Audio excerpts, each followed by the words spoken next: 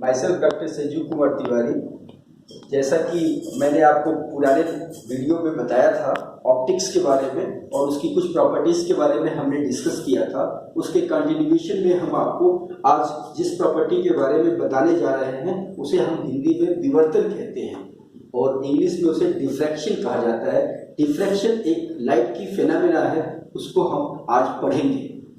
तो आपको मैं बताना चाहूँगा कि डिफ्रैक्शन होता क्या है। डिफ्रैक्शन एक सिंगल लाइट सोर्स हम लेते हैं और उस लाइट सोर्स को जब हम किसी पिन साइज के होल से पास करते हैं तो लाइट क्या होती है, होल्स के किनारों से बेंड हो जाती है, यानी ये bending phenomena of light is called diffraction. तो क्या आवश्यक शर्त है डिफ्रैक्शन होने के लिए, ये भी हम आपको बताएंगे। Before explaining the size and wavelength relation, I would like to concentrate what exactly diffraction is. Diffraction is nothing when the light passes from a pinhole, then the light is going to bend from the edges of the hole. यानी कहने का मतलब ये है कि जब light source से हम लाइट लेते हैं और वो किसी पतले होल से अर्थात छिद्र से पास कराते हैं तो छिद्र के किनारों से लाइट क्या हो जाती है, बेंड हो जाती है। एक्चुअली लाइट को सीधे जाना चाहिए लेकिन होल से क्या होती है, वो थीटा डिग्री बेंड हो जाती है। इस बेंडिंग फिनोमेना को हम डिफ्रैक्शन ऑफ लाइट के नाम से जानते हैं। तो the bending phenomena of light is known as diffraction. So इसके बाद हम आपको बताना चाहेंगे कि किस पर्टिकुलर कंडीशन में डिफ्रैक्शन होता है। ऐसा नहीं है कि होल और आने वाली लाइट की वेवलेंथ में कोई अनइक्वल रिलेशन हो जिस तो डिफ्रैक्शन होगा, नहीं। उसके लिए एक कंडीशन है कि the size of the aperture, that is the size of the hole a must be comparable to the size of the wavelength. Means जो आने वाली प्रकाश की तरंगदैर्घ्य है और जो होल का एपर्चर है दोनों एक दूसरे के लगभग कंपेरेबल होंगे, तभी डिफ्रैक्शन फिनोमेना होगी, अन्यथा नहीं होगी। क्या होगा अगर मान लीजिए आने वाली वेवलेंथ की जो लाइट की जो वेवलेंथ है वो होल से ज्यादा होगी तो भी डिफ्रैक्शन नहीं होगा, और अगर कम होगी तो भी डिफ्रैक्शन नहीं होगा।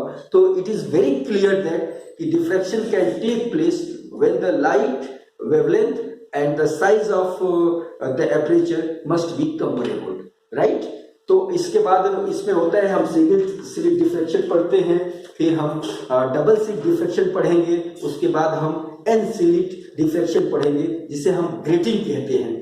तो प्रायः आपको जो है ऊंची कक्षाओं में ग्रेटिंग के बारे में बताया जाता है। हम ग्रेटिंग का इस्तेमाल करके स्पेक्ट्रम्स की स्टडी करते हैं मॉलिक्यूलर स्पेक्ट्रोस्कोपी में, जो कि आपको आगे बताया जाएगा हमारे अगले लेक्चर में। उससे के बाद जो हमारी एक लाइट की फिनोमेना है वो पोलराइजेशन होती है, जिसे हम ध्रुवण कहते हैं। ध्रुवण क्या होती है, ये भी बहुत सिंपल सा है। जब हम लाइट को किसी निकोल प्रिज्म से पास करते हैं तो लाइट एक पर्टिकुलर डायरेक्शन में घूम जाती है और लाइट का एक पर्टिकुलर डायरेक्शन में हो जाना ही ध्रुवण कहलाता है। लेकिन ये तभी संभव है जब लाइट को हम किसी निकोल प्रिज्म से पास करते हैं, तभी ये संभव होता है। और बाद में हम एक एनालाइजर लगा देते हैं कि वेदर लाइट इज पोलराइज्ड और नॉट।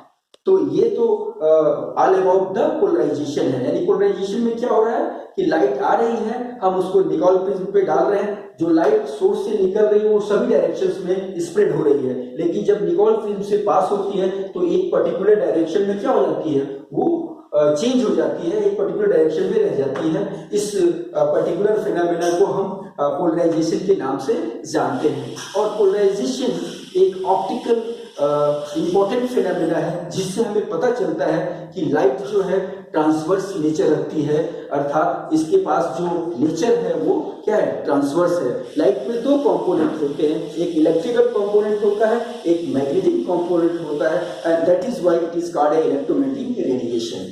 इसी वजह से हम इसको कहते हैं कि यह विद्युत चुंबकीय तरंग है, क्योंकि इसमें वैद्युत घटक भी होता है और चुंबकीय घटक होता है। वैद्युत घटक अक्ष के अनुदिश ऑसिलेट करता है और चुंबकीय घटक अक्ष के लंबवत ऑसिलेट करता है। ये घटनाएं निरंतर चलती रहती हैं।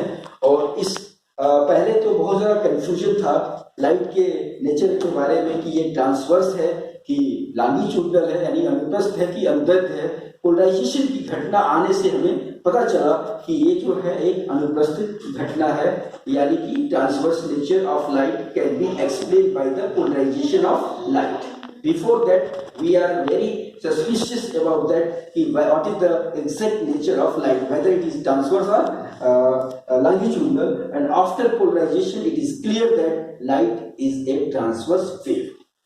तो ये क्वेश्चंस प्राय परीक्षाओं में पूछा जाता है कि प्रकाश की वो कौन सी घटना है जिससे ये पता चला कि लाइट के अंदर पोलराइजेशन, लाइट के अंदर ट्रांसवर्स नेचर है. तो आपका जवाब होगा पोलराइजेशन. पोलराइजेशन की घटना से हमें पता चला कि लाइट के अंदर ट्रांसवर्स नेचर होता है. तो ये चीज बहुत क्लियर हो जानी चाहिए आपके माइंड में कि लाइट जो है ट्रांसवर्स कैरेक्टर शो करता है. उसके बाद हम आपको बताना चाहेंगे कि देख एक्चुअली क्या होता है कि अभी हम ट्रांसवर्स वेव की बात कर रहे हैं, लॉन्गिट्यूडनल वेव की बात कर रहे हैं. तो वेव क्या होता है?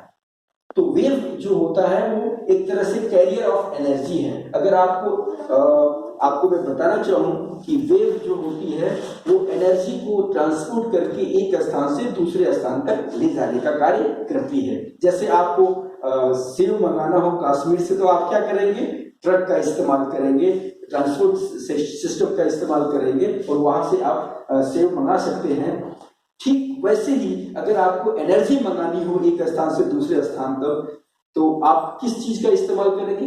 वेव का. तो वेव एक कैरियर है जो एनर्जी को एक स्थान से दूसरे स्थान तक ले जाने का कार्य करती है.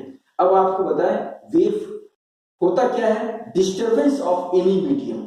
किसी भी मीडियम में डिस्टर्बेंस से क्या जनरेट होता है? वेव जनरेट होती है.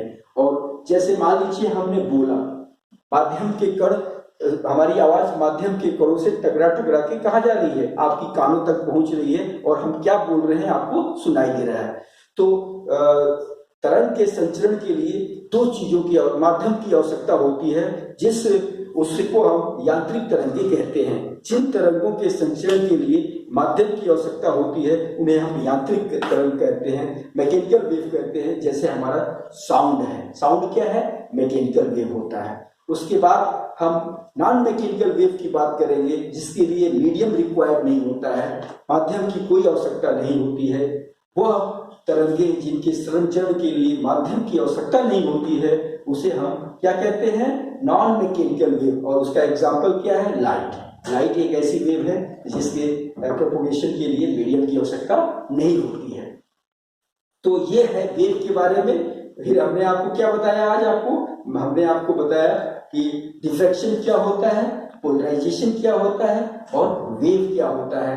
और वेव को हम और डिस्क्राइब करेंगे अपने नेक्स्ट वीडियो में. तब तक के लिए शुभ रात्रि. अगर आपको हमारा ये वीडियो पसंद आए तो इसे जरूर लाइक कीजिएगा, सब्सक्राइब कीजिएगा और अपने वैल्यूएबल कमेंट अवश्य दीजिए, क्योंकि हम चाहते हैं कि डे बाय डे हम अपने इस वीडियो में कोई इम्प्रूवमेंट करते जाए ताकि आपकी स्टडी को ज़्यादा से ज़्यादा बेनिफिट मिल सके. और इस पर्टिकुलर ड्यूरेशन में ऑनलाइन के माध्यम से हम आपके नॉलेज को इंक्रीज करने की कोशिश करेंगे. धन्यवाद.